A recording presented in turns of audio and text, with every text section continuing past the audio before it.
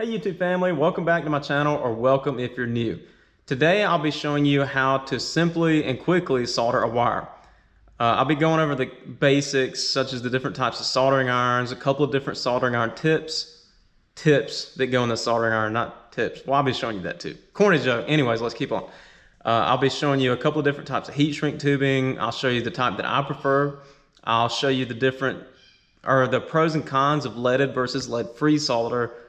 And I'll show you how to solder a wire, and at the end I'll do a little strength test to show you how strong that solder joint actually is. Let's go. So here are a few different types of soldering irons. You got a benchtop unit here. This generally stays on the bench. I rarely carry this around with me anywhere. I have sat it in panels before if I was soldering, but generally it stays on the bench. Got a portable butane unit. This is generally the one you see me using if you don't see me using this one. It's just more convenient. You don't have to drag an extension cord around with you. Easy to refill. If you run out of gas, you just get a butane tank, stick it in there and fill it back up. I like the gas one as well because it generally stays hot. Even if you're soldering big wire, you can just jack the heat up and keep the heat where it needs to be. This one has a little hole in the side of it. I'm not sure if all of them have that. That's something you have to check out. But this one has a little hole in the side of it that I use as well to, finish my heat shrink up with, seal it up, because you got to have heat to seal the heat shrink, right? So I use the little hole on the side to do that with. These are portable units as well. This was the first soldering iron I ever had. This was back when I was learning. I do not recommend you buy this one because it is so big. The tip on it is massive. And while the heat output, it has a two-stage trigger. First stage is 100 watt, second stage is 140 watt. I find this just overkill for most of the things you're going to be using, okay? This one's really nice. It's lightweight, portable, has pretty good heat output. The only issue I have with this one, and this is a Weller WPS 18MP. The only issue I have with this is over time, it has this easy to change, quick replaceable tip. And while that's all nice and good, this is like a headphone jack or something, and you saw how easy that thing came out. I don't like that because I have been soldering before and this thing just pops out, and then I have to deal with trying to get some pliers or something and not burning myself and all of that to plug it back in. So overall, it's a good soldering iron unless you use it a lot, because like I said, these are my first two. I've used this thing. This has a lot of use on it, but that wears out. Whereas other units like this, you screw it on and it's not coming out because it's screwed in there. Same with this, it's screwed on tip, it's not coming out. Other than that, this one you can use if you're doing like massive wire, bigger than 10 gauge, I would say. If you use a massive wire, soldering with that, this is probably the one to use, but generally you don't see people using bigger than 10 gauge wire in just about any kind of residential application, okay? So I would probably recommend something like this. It's pretty cheap, it's lightweight, it's got a little LED light on it, it's pretty nice. And if you're doing massive stuff, this is not a soldering iron, but I have used a propane torch for soldering big cables, big lugs, because stuff like this, you just don't get enough heat. That's the problem with bigger wire, or larger, like if you're doing heat sinks, I almost said heat shrinks. If you're doing heat sinks and stuff, you're gonna have to have a soldering iron with more output, more heat output. You don't use this for heat shrinks or PCBs. Stay away from that. You use this for if you're soldering big lugs to big wire or something like that. I don't know if I've ever seen anybody else doing that, so I'm not going to say you would use. That's just what I have done in the past. If I'm winch cables, for example, I crimp them on there. I have a hammer crimper, which that'll be a different video how to crimp big lugs. But I have crimped those on before, and then went ahead back and solder them because I have like quick disconnect ones and all that pulling around and stuff. I felt like soldering would be the way to go because just the crimp over time, it'll probably weaken and brittle. I don't know, that just felt better to me. That's a different video and idea. I was just kind of giving you an application of what I've used that for. But like I said, generally I'm using butane. I'm using this. For a hobby, not a hobbyist, but for like if you just have one you want to throw in the drawer because you solder every now and then, definitely recommend something like this, like the pin type. And like I said, this is corded, so you do have to plug it up. I'm sure they have battery powered ones. Matter of fact, no, wait. I have a battery powered one somewhere, and it was not useful to me because it didn't have enough heat output. So based off of my experience with battery powered soldering irons, they're for really tiny stuff, like maybe, I'm not going to give a gauge wire, I'm just going to say small stuff. Or if you have a lot of time to sit there and wait on it, okay? Let's get to the different solder types now. Here's the winch with my quick connector on it. I forgot that it was literally right next to me. I usually keep this in my truck, but had to clear it out because the kids were right in it. Anyways, this is the connector I was talking about that I put on my winch. I'm not sure what gauge this wire is. Normally wire says it, but this does not anywhere. Kind of odd. Anyways, it looks like 2 gauge maybe. It's got pretty decent sized connectors in there. See, I mean, I can put my finger in there, they're decent size. So for that, you strip the wire and push it in there, and I have a crimper that you slide the crimp in and you hit it with a hammer. And that works really well actually. But just for an extra precaution, I soldered it using that propane torch I was showing you. Soldering iron wouldn't get this hot enough, no way. I tried it first, even with the big soldering iron, and it just wouldn't get it hot enough for solder to adhere to the wire. So I used the propane torch to get it hot, put the solder on it, and then soldered the connector. I even used it for the heat shrink as well. You don't need the propane torch for the heat shrink. You can just use like a heat gun or something like that. But I just wanted to kind of show you my example of what I was talking about with this. While there are many different types of solder, the 2 basic ones you're going to see are lead-free and leaded. This has lead in it. Okay, I realize before anybody starts freaking out that this is for pipes. Yes, the solder is for soldering pipes. And the reason for that is this example. I don't use lead-free solder because lead-free solder usually requires more steps to solder the wire. You have to have a flux, you have to dip your wire in the flux, and then you have to use the solder. Also, lead-free, you have to get way hotter than you do lead.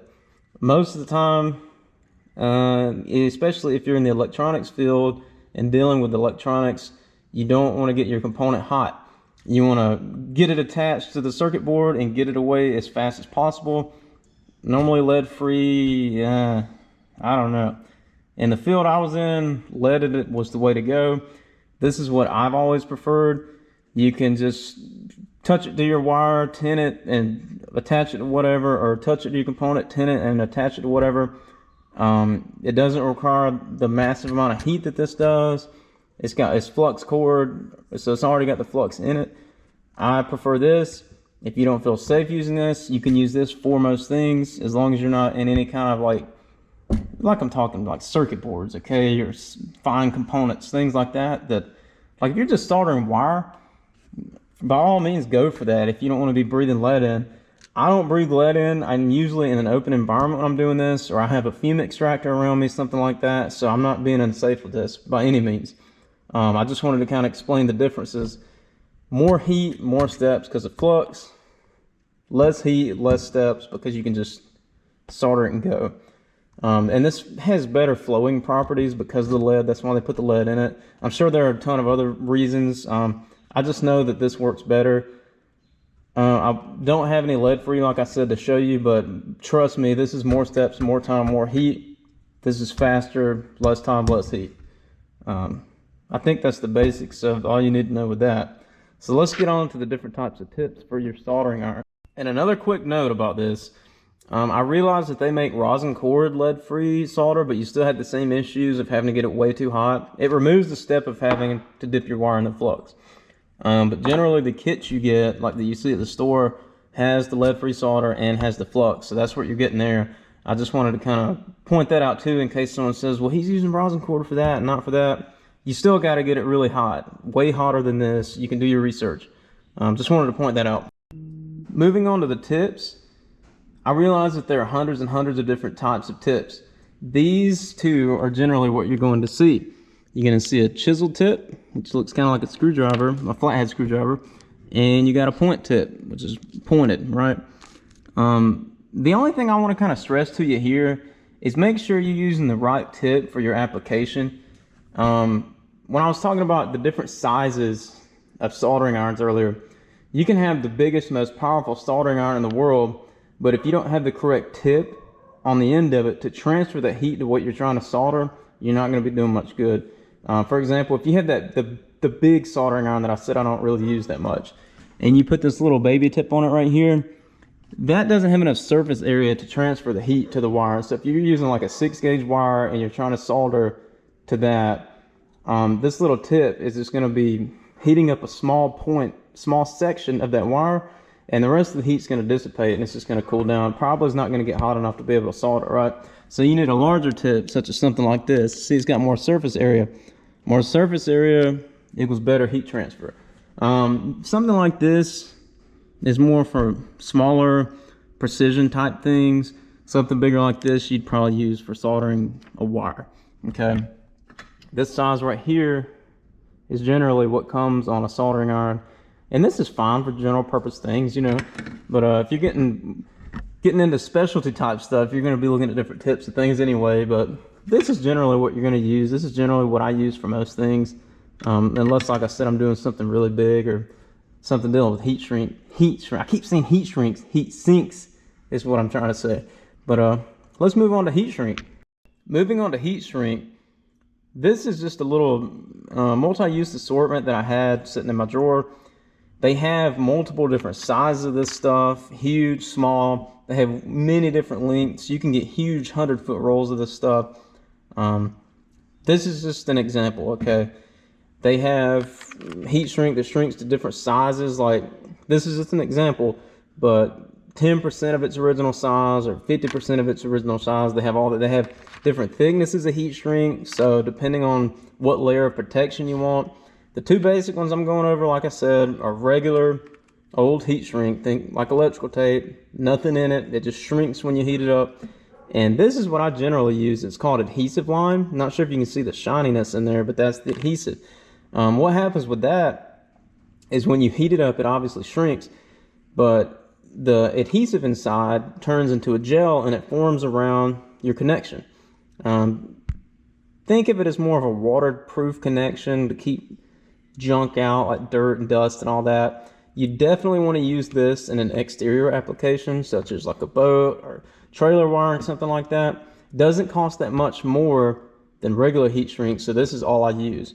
Okay, to shrink the heat shrink, anytime I'm soldering, this is a Zippo lighter. Anytime I'm soldering, I throw this in my pocket. This is not a regular Zippo. This is a butane Zippo. Okay, this is actually made by Zippo, and it's a little attachment that you can, or a little, yeah, I guess it'd be called an attachment, or different ignition source. I don't know what you'd call it, but you get it. You can drop it in your regular Zippo and take it with you. It's really nice, refillable, and all that type of stuff.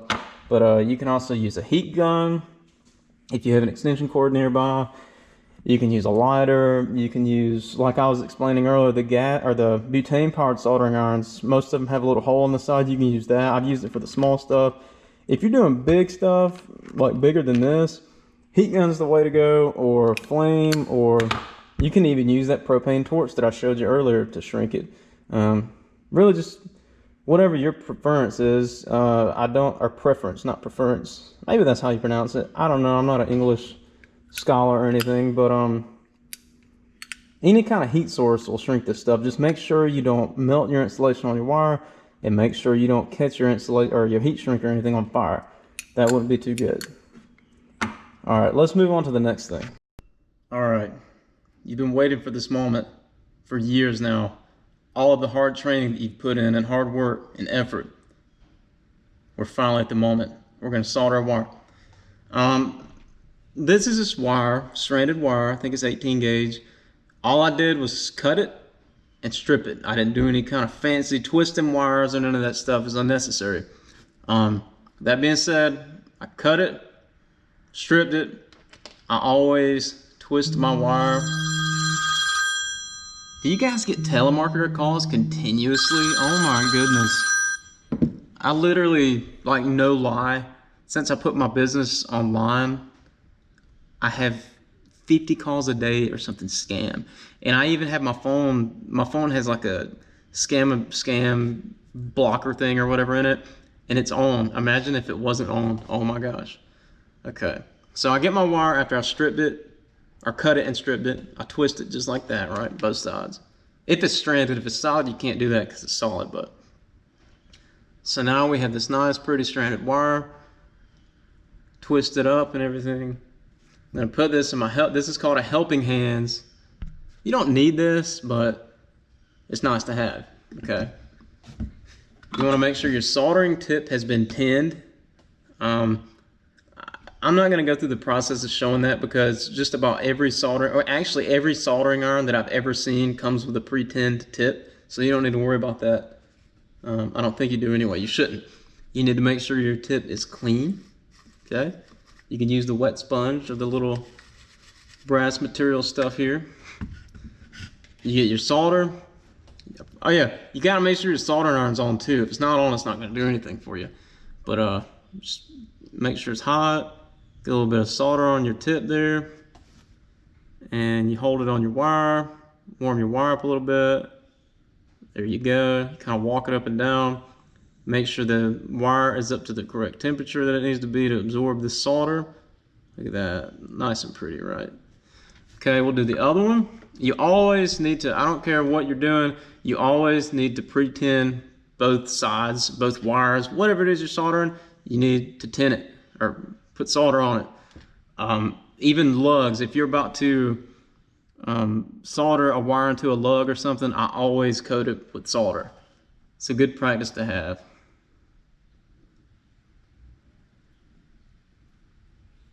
And I'm using my lead-free solder, by the way. Don't laugh at me for not having an extractor or anything. I'm not gonna die from this 20 seconds of soldering here, I promise. At least I hope not anyway. Okay. So, both of those have been soldered. Now you're ready to connect them. And usually, if this wasn't short wire, you need to put your heat shrink on, because if you got two long pieces of wire that you can't disconnect somewhere, if you don't put your heat shrink on, you're gonna have to unsolder this after you soldered it. So make sure your heat shrink's on. Okay, hold your solder next to it just like that, and solder in place. Hold your wire next to it rather, not solder. Okay.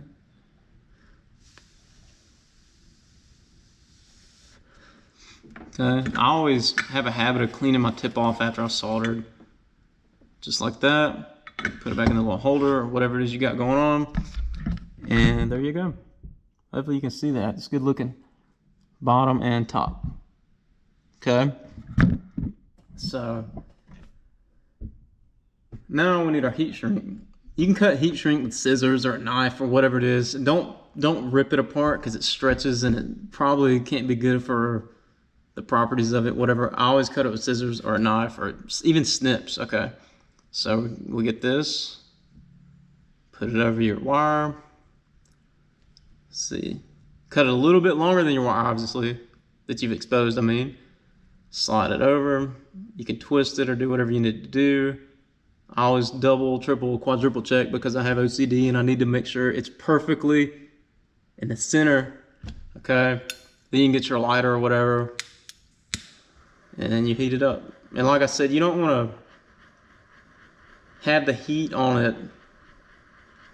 You just like in one particular spot, because like I said, you'll melt it. I always move it around a little bit like that. Woo. That, and you'll kind of start to see the glue coming out. And there we go. I might have got that a little too hot. I got a little too excited because I'm on camera and I got nervous, okay? But that's what it's gonna look like. See the glue coming out like that? Or the adhesive rather. Ah, I was looking at the wire and didn't have it up in the camera. But you see how the adhesive is coming out? I didn't edit this either. I'm not gonna edit this because I wanted to show you the full process of doing this. If I sounded like a complete fool, I was focused on this, okay? It takes a lot of focus for me to talk right into the camera. So there we have that. That was stranded wire. Next, we're gonna do solid wire, and I'll show you. And solid wire is not gonna adhere as well because the stranded wire, when you solder it, all the solder absorbs into the different strands and creates a solid piece. The solid wire, it's solid. You know, you're just connecting the two surface areas of it pretty much. But even with a small wire, I'm gonna solder the stranded, and then we're gonna do a strength test to show you how much force it takes to rip that apart, if I can even rip it apart without tearing the wire. Let's do the solid wire right quick. All right, so all I've done is cut it again and strip the insulation off.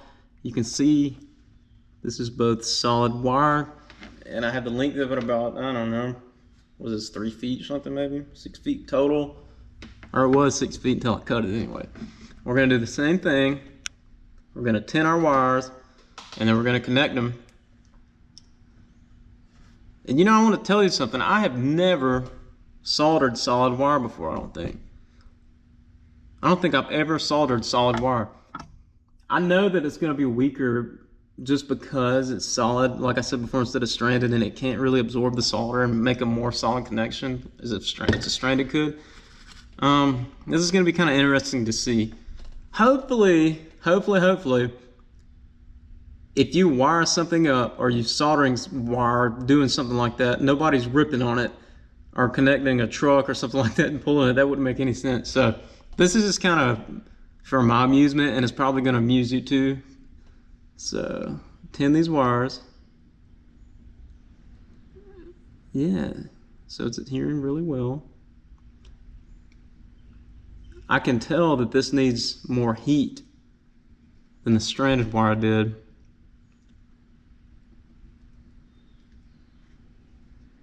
And I'm not going to put heat shrink on this either, because we're going to pull it apart and see it kind of pulling up there. It's because it's not absorbing, right? That's what's happening.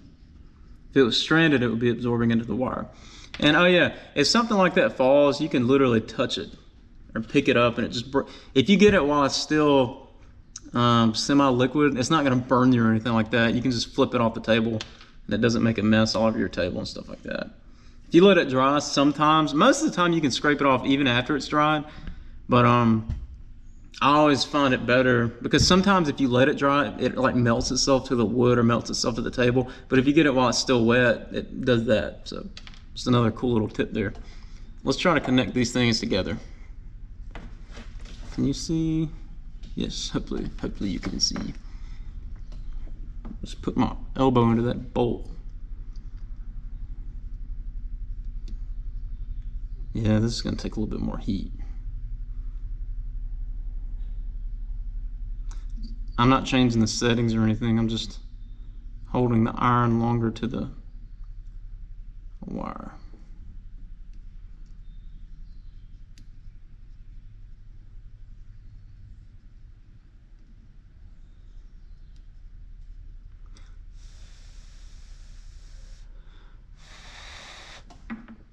There's that. Like I said, always clean your soldering iron off. And the reason I've made a habit of that is because, see how clean this thing is right now? Well, yeah, see how clean this thing is right now? I see a lot of people, they'll leave junk all over the soldering iron. They'll just throw it in the holder and turn it off. It makes it harder to clean, and sometimes that stuff won't clean off anymore without some kind of hardcore abrasive. And that requires retinning and all of that stuff. So if you keep it clean like this, when you turn it off, guess what? It's gonna be clean when you turn it back on, and you don't have to deal with cleaning it and all that junk. It just makes everything easier. So turn my soldering iron off. And there's our connection with that. That's with solid wire. Let's go see how much effort. This is 14 gauge solid wire, okay? Let's go see how much force it takes. I don't have any way to measure it, but you'll get an idea of how much force we're gonna put on this. Let's see how much force it takes to break this, or the wire, or neither. I don't know if I'm that strong.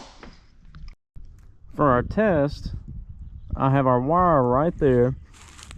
There's our solder joint connected to the winch on my UTV.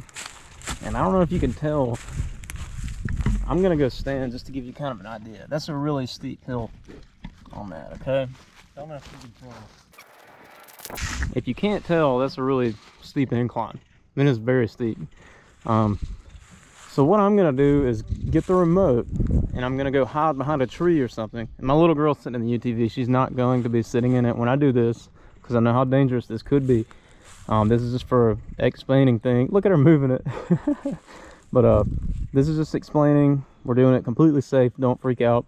and that tree right there is coming down anyway, so don't freak out about that either.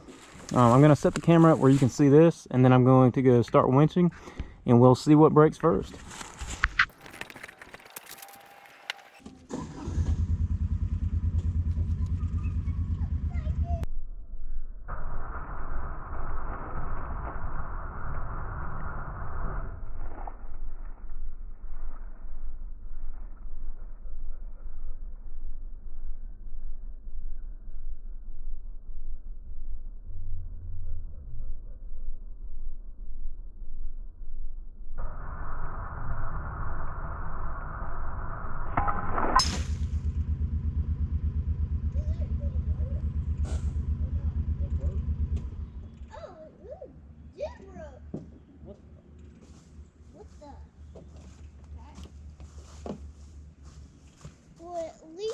Did it. And there you go. You can see how much this wire stretched out. We moved maybe a foot. We did move a little bit, so it was pulling 1,500 pounds or so up a pretty good incline. So needless to say, that goes to show you a little bit about how strong a solder joint is. I know that was a funny way to explain it, but that's what we got.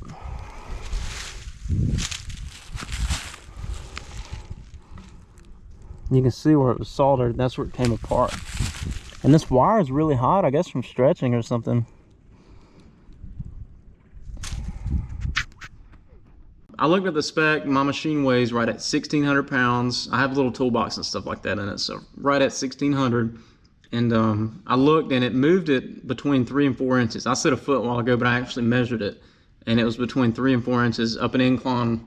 You guys saw what kind of incline that was. It's steep enough that thing, I have to either lock the differential or put it in 4-wheel drive to get it up the hill. That's how steep it is, because it just spins the tire for it.